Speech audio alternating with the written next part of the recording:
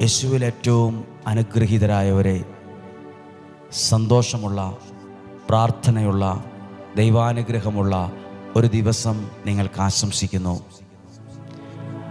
സന്തോഷമായിട്ടിരിക്കാം. ദൈവവചനം ഇന്ന് നമ്മൾ കേൾക്കുകയാണ്.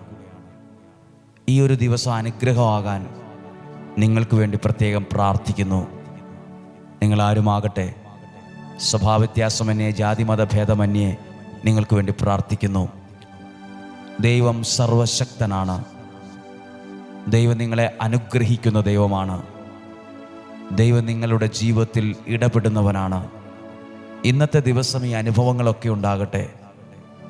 ഞാൻ ഈ വചനം കേട്ടിട്ട് എനിക്കൊരു പ്രയോജനം കിട്ടിയില്ലല്ലോ എന്ന് ചിന്തിക്കുന്നവരുണ്ടാകാം. പക്ഷെ ഞാൻ അറിയാത്തൊരു നന്മ എൻ്റെ ജീവിതത്തിൽ വരുന്നുണ്ട്. ഞാൻ മനസ്സിലാക്കുന്ന തരത്തിലല്ലെങ്കിൽ